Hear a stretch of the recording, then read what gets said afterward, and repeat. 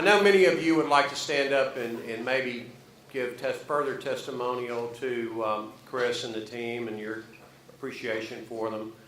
But we'd ask that what we really try to do in this Q&A session is have an opportunity for people to really, truly ask some probing questions. And I'd like to say when you ask your question, just state who you are, you know, what your affiliation is in terms of your degree program, or if you're a former student or faculty. And just keep your questions pointed towards things that will be of interest to the general audience. So we can begin. We got a couple of microphone facilitators here. So anybody have a question to start with? Hi, my name is Demetria Davis, and I'm currently a staff member over in the landscape architecture and urban planning. I'm graduate advisors for most of these students. Well, all of them in that department. And my question is, well, let me just say I'm very impressed with the things that you guys are doing in South Africa. And my question is, what is the possibility or feasibility of moving into other countries that are underdeveloped in Africa?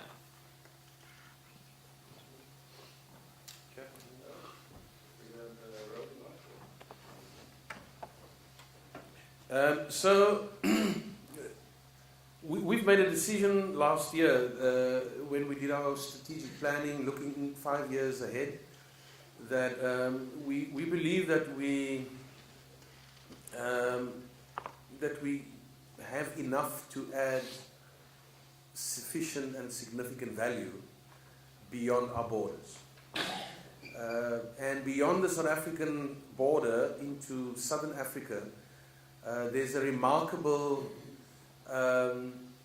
euphoria of economic growth and stability and openness and preparedness for doing business, and a really extraordinary ethic that's emerging in Rwanda, in Tanzania, in Namibia, in Botswana, in Zambia, in Mauritius, all part of the immediate Southern African, or the Southern African development community. It's about 14 countries. That's our immediate neighbors. Very easy logistically to get to. Very stable. Rwanda is on double-digit growth at the moment. Tanzania is growing very fast. Mozambique is growing. And even Angola, with that's been through all kinds of ups and downs, remain one of the resource-rich countries, and they're spending an extraordinary amount of money in infrastructure development. So we've made a decision that we are going to branch into Southern Africa, and already my office, I'm the strategist in CMAI, and already my office has reached out to the ambassador, our South African ambassador in Rwanda, to start setting up stuff for me, and I'll be talking to Ed Price to see how we can also work on his connections with the with the Buffett Foundation, and Rwanda. And yesterday, I think over dinner, I told people that just anecdotally now, that the president of Rwanda, for example, used to be a drinking mate of mine before he became the president. And so we've got that kind of strategic access to the decision makers. But there's an extraordinary amount of open to business readiness in Southern Africa and in West Africa. Ghana, Togo, Mali, Nigeria, as well as further up on the East Coast. Kenya has become the African technology and architectural hub of Africa, so there's a lot of, they've got an annual architectural summit where they invite architects and urban designers from across the globe that descends on Kenya, and Kenya is also the drone capital of Africa, where there's expanding drone technology and so on. So CMAI is prepared to take the risk in the spirit of Chris Mulder's work ethic and ethos, is prepared to take the risk, sometimes against the wishes of our other two business partners who don't like Chris and I to take these risks because it's unbillable hours. But we have a way of forcing our way through and spinning our words properly so that our business partners can agree that we get on a plane and explore some new avenues. But yeah, we are going to Rwanda, I think shortly after my return from New York.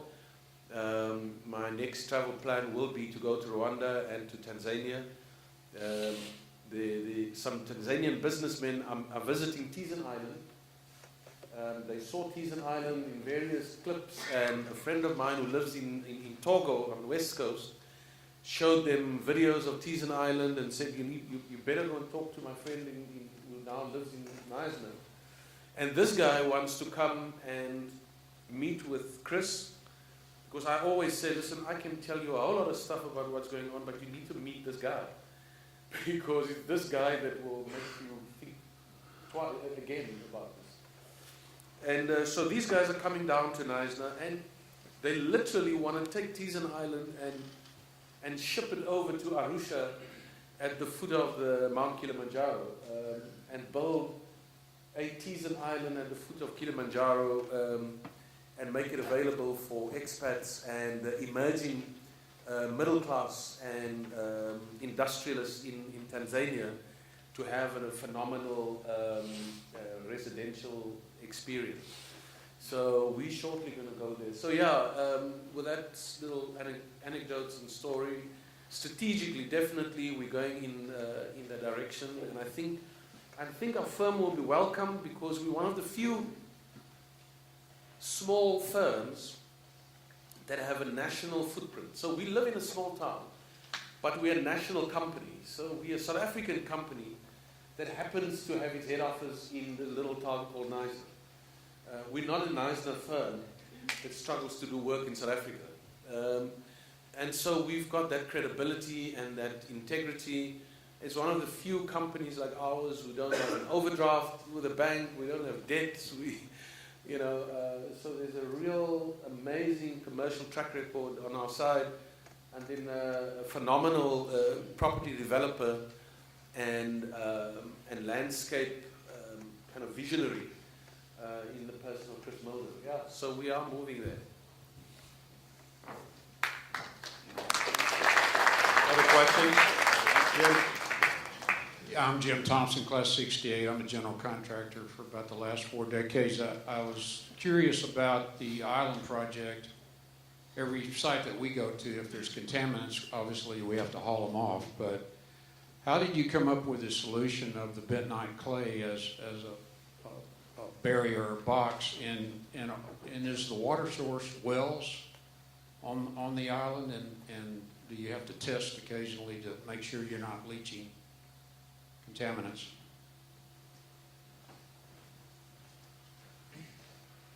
Yeah, it was an interesting question. We know it was known that there are contaminants on the island, but they don't know where, because the lumber mill company was working for 100 years. Obviously, there's a plant where they do a vacuum thing, they pull vacuum and they treat the poles, and then they haul the poles out and let them drip the chemicals off. So there was contaminants all over. There was also creosote there, a creosote plant. So there was CCA and creosote. And we were obliged to do, I think what they call it, characterization mapping. So we drilled little test holes every 10 meters like a grid. And then they took tests on the groundwater is only 700 millimeters, less than a yard, 36 inches deep, the groundwater starts. They drilled through that and tested, and through that we got a characterization of where the contaminants are. And there were two really hot spots where the major contaminants were, and those were called CCZ, core contaminated zones, 1 and CCZ 2. And the one was mainly creosote, the other was mainly copper, chrome, and arsenic. And the creosote we were able to, and the creosote is sort of biodegradable over the time, but we took it out and then we had that we were licensed to take to a contaminated waste site outside near Cape Town. So we scooped out the mud and the soil and the dirt, cleaned it out where we know the contaminated zones were, and then we sealed that pond with a bituminous layer and created a bird reserve there, which today is full of birds. And the other one was more difficult, the chrome and copper and arsenic. So the engineers and people came up with, they drilled down deep, and 5 meters deep there was a impenetrable layer of dense sand. So they know that the contaminants couldn't leach through that dense sand.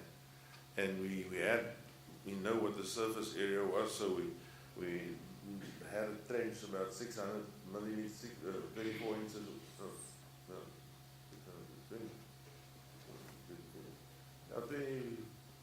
36 is an inch, is a yard, right?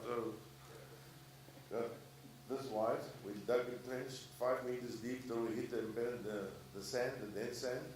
The trench went all over this place, so this was the layer, and then they pumped in bentonite clay. And bentonite is like impenetrable clay. And then we hauled in the other less contaminated areas. We scooped the soil out, brought it in here, built up a wall, covered it with a bentonite blanket.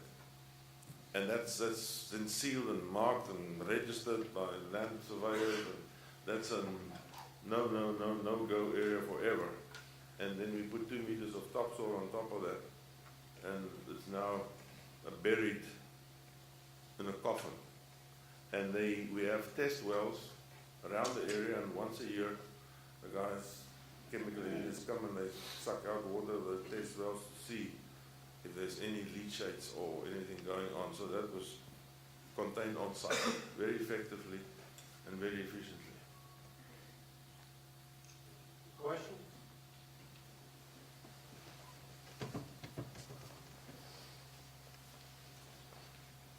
My name is Somi Fashalujo. I'm from Nigeria, graduating December 2018. Masters in Landscape Architecture, Land and Property Development. I'm very interested in the Causeway Farm Village. I want to know the animal husbandry, the meat production and the vegetation there. Is it for domestic consumption? And if for domestic consumption, what's the possibility of making this commercialized for the use of the community or the country, thereby adding to the country's GDP? Okay, the commercial, the agricultural activity is commercial. Because at the moment there are 400 cows that's getting milked, and the milk goes into the supply chain channel of the region. We are busy working with the Department of Rural Development to change that model maybe to either a beef herd or a milking herd, but also the Rural Development Department bought 6 or 7 lots on where they're going to put up an embryo transplant laboratory. So that will be very high-tech embryo technology done by veterinarians out of near Cape Town, and they will bring the laboratory there. The embryos will then be transferred into the 400 cows that's on the field, and that embryo is a high genetic material. So where the local emerging farmers have inbred cattle and not such good bulls, and the carcass weight is much lower than the commercial farming areas, the idea is that those embryos, those first crop of calves would grow up, say 50% is male, 50% female. The 50% bulls would get into the commercial, into the rural areas, given to emerging farmers to upgrade the genetic quality of their herds. The heifers would be then trained to become surrogate mothers or mothers for the next embryo crop, and so we will enhance by putting in bulls and high genetic cows into the field and into the emerging farmers. We will gradually, over a period of 8 to 10 years, upgrade the whole beef herd of that state, and that's the idea. That's the commercial aspect of it. So the embryos will later on can be sold to any farmer, or the high genetic material stud quality calves can be sold to any farmer, but it will be continued to be bred there, and the local community of Thornhill, which is just close to us, they will get the income, a rental income and a constant income out of that embryo facility operated by the veterinarians, and they get a percentage of the income to stimulate them. And there's also the other lots would be developed in small factories. We're even thinking of a small abattoir which will belong to the community, and then you can start processing meat there as well. Other interesting thing we're looking at is downloading an app on your cell phone as a homeowner, and you can, through the app, order your milk and butter and cream and that you want from the dairy, and then we use the local community people with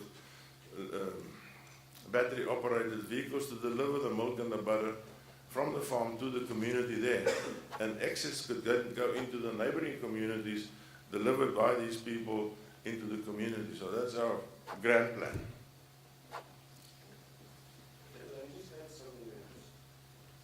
I think that in addition to what Chris is saying, the Crossways development is the first of its kind in South Africa. So we don't have the existence of something similar. And Crossways is modeling a new ruralism, where we're developing modern rural towns that are not sleeping towns. So each of these, the vision is that each of these, so in relation to your question about the economic impact and commercial viability of all of this, so each of these towns, as modeled by Crossways, will become rural economic zones. And the Dean earlier used the word, and I need to use his word and credit him for that, because maybe it's going to be something that we will be using in the future, is to start introducing kind of a new ruralization instead of urbanization. And there's a huge opportunity for collaboration between students and practitioners here and our firm in developing this ruralization policy framework and commercial framework for how new rural towns can operate. Now, this can be not only replicated in South Africa, this makes a lot of sense for development in sub-Saharan Africa, for example. A huge amount of sense, where the centers, the city centers have been completely burdened by an indiscriminate urbanization and migration towards the city. So this can change the discourse and the landscape quite fundamentally in the whole of sub-Saharan Africa. We have time for one more question. Yes, sir. Good afternoon, Justin Adams, second semester MLPD student. Question is for Robert Fox, actually. Where, as far as developing in the middle of the market, it's very safe as far as risk, but it's maybe not as high as far as leadership. Where are you getting your incentive with David Weekley Homes to have a niche market as far as developing in lower income or maybe middle income housing? Yeah, so I don't know if this thing's on or not. So Weekley Homes has got a brand, or it's a brand within our company called Imagination, and it's focused on affordable housing. And we're by no means the only home builder that does that. But something that's unique about the San Antonio market as compared to Austin, Houston, and Dallas is that, right now you've got almost record high material and labor costs, and you do have historical record highs as far as land costs go. Now, that would be fine, except that San Antonio's wages have not increased, in response to that or in spite of that or anything like that. And so, if you're a home builder like David Weekley Homes there, or if you're a developer or whatever, wherever you are on that spectrum, there's a very thin margin that you can draw from. And so, what we've had to learn how to do, we're a very risk-sensitive company. We don't like to self-develop if we can avoid it. We just want to build our houses. We want you to give me a finished lot, and then I can put a house on it. As Max is starting to learn, right? But we don't want to hold land, because when a market tanks, those are the guys that go belly up. because you're holding a lot of land, you're speculating on it, and you're hoping that that vision 5 years from now is going to come to fruition. So we've learned to self-develop, and what that allows us to do is kind of cut the middleman out, cut a lot of the developers out, and so we can get down to a lower base sales price by going out there and basically being the developers ourselves. And what we've learned is that it's much more difficult when I don't have a Max Hartford in between me and the land to deliver me a lot. There's a lot more to land development, like all the MLPD students are starting to learn. And what Dr. Anderson and Professor Booth taught us, there's a lot more to land development than you think. And in the Hill Country specifically, trying to develop affordable housing can be a challenge because we have a lot of rock. It's expensive to chew through rock. We've got a lot of slope, a lot of hills, and so when you're trying to develop finished pads, you've got to compete with that. And there's a lot of earthwork involved there, which is one of the most expensive aspects of development. So full circle, what we're really focused on in San Antonio now is going out kind of on the east side of town or on the south side of the city and things like that, and finding some of this kind of east of the Balcones Escarpment farmland, some of the suburbs and suburban areas like Cibolo, Schertz, Universal City, where there's good flat land, where we can create a little bit of slope and get it to drain at least if there's no slope there, and then we don't have to contend with that so much. And that's how we can actually deliver a home price that's sub $200,000. But a lot of those ideas coming with that is higher density, and that higher density is one of the things that I learned working on. Chad and I worked on the feasibility for Queenstown, South Street Village a little bit, and it's a hallmark of all CMAI's projects. So, Thank you. Well, I hate to be the one. Thanks.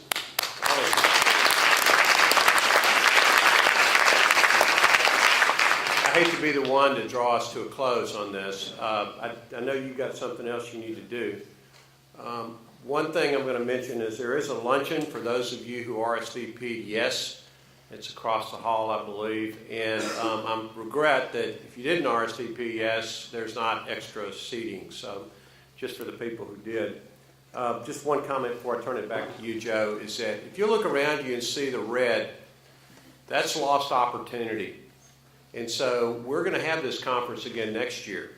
And you can help us fill those seats with people. So let's make sure next year when we hold this, there isn't any red. There's people standing outside wanting to get in. And that we're just making this conference better and better because the vision for it is amazing. But thank you for the opportunity to be your MC today, and I'm going to turn it back over to Joe.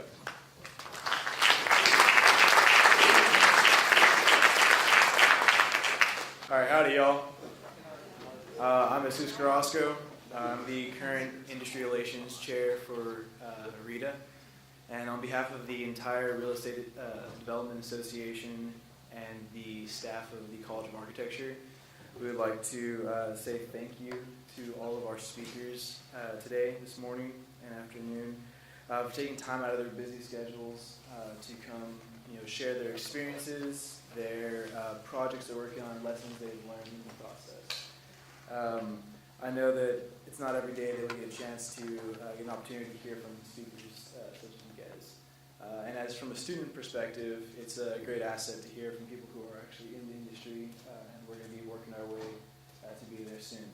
So with the help of the REDA Executive Board and also some volunteers, we'd like to present our speakers with some spirited beverages to help keep your spirits lifted and to encourage you guys to always come back to Aggieland.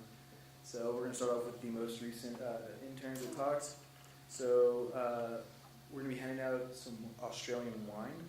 So to start from that end, coming this way, whoever has a bottle of wine can go first to Jace.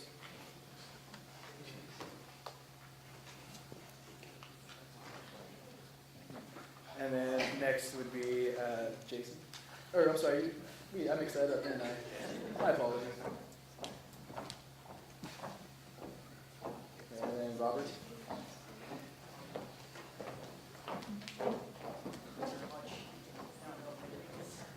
And then to Chad.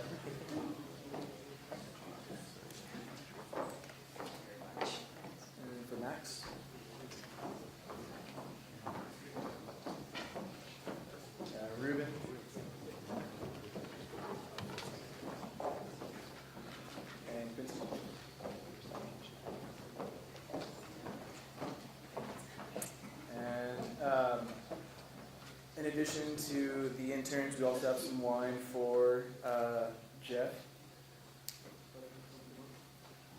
Mullen. Present to you, Jeff Brown. Thank you.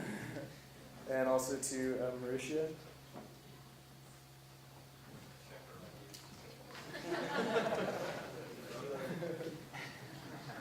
To Leon as well.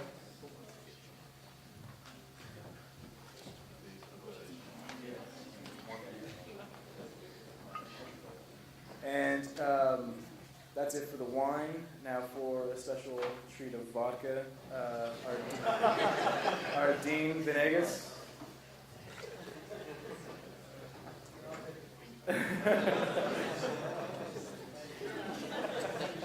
And apart from the wine and vodka, we have some whiskey for Mr. Michael Murphy. Where are you?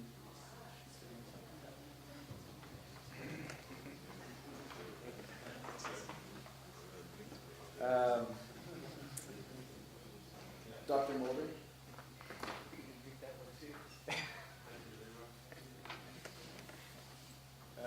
Don Austin.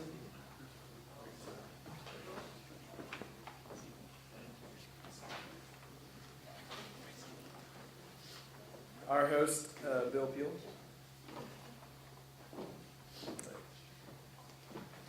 And last but not least, our program director and coordinator, Dr. He gets something extra special.